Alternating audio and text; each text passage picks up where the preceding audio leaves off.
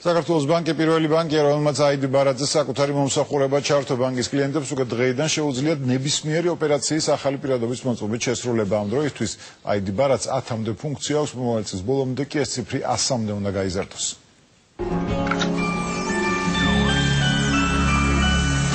მარტივი მოქმედებით მხოლოდ ერთი პლასტიკური ბარათი ფუნქციების შეუზღუდავ რაოდენობას ასრულებს. ახალი პირადობის მოწმობა, ანუ ID ბარათი, ვინაობის გარდა თითქმის ყველა ინფორმაციას სრულყოფილად იტევს, რომელიც მფლობელს ეხება. უკვე დღეიდან ბარათს შეუძლია საბანკო ოპერაციების განახორციელოს. საქართველოს ბანკი პირველია, რომელმაც საკუთარი საბანკო ოპერაციების განხორციელება ID ბარათის მეშვეობით დაიწყო. ყველა მომსახურება, რომელიც აქამდე სხვადასხვა პლასტიკურ ბარათებზე ცალ-ცალკე ხდებოდა, ახლა მხოლოდ ერთ ID პირადობაზე იქნება დატანილი.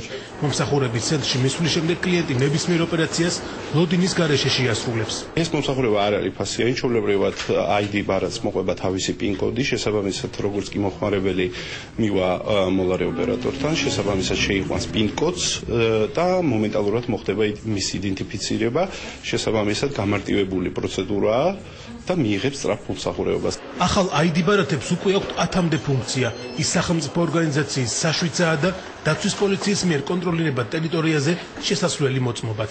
ვინც ჩაერთო ამ სერვისში, შეუძლია მხოლოდ ID ბარათის მიახლოებით გახსნას ან დახუროს საკუთარი დაცული ობიექტი. ID ბარათის მფლობელ მე-100,000 მოქალაქეს დღეს საჩუქრად კომპიუტერი გადასცეს, რომელიც სპეციალური ID ბარათის წამკითხველი ფუნქციითაა აღჭურვილი. დამარ სოხაძე დღეიდან შეძლებს ყველა ოპერაციას სახლიდან გაუსვლელად განახორციელოს.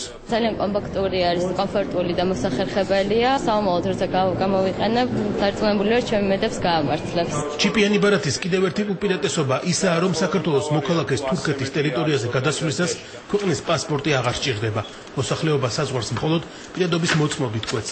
მომავალი წლიდან კი ID ბარათის ფუნქციების რაოდენობა გაიზრდება და ის 100-ზე მეტ ბარათს ჩაანაცვლებს.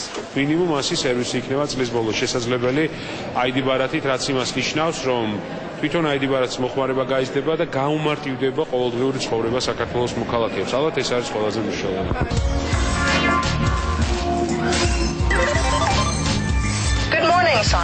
ეს კი მომავლის საქართველოა. 2012 წელს ID ბარათით შეიძენთ კულტურულ საღამოზე დასასწრებ ბილეთებს. ფულს გადაიხდით ტრანსპორტში, მიიღებთ სასტუმროს მომსახურებას, გადაიხდით კომუნალურ გადასახადებს და ბარათით შვილის სწავლას გააკონტროლებთ სკოლებში. ეს არის მხოლოდ მცირე ჩამონაცვალი იმ ფუნქციებიდან, რომელიც ამ ბარათზე დაიტანება. ID ბარათის ღირებულება 30 ლარია.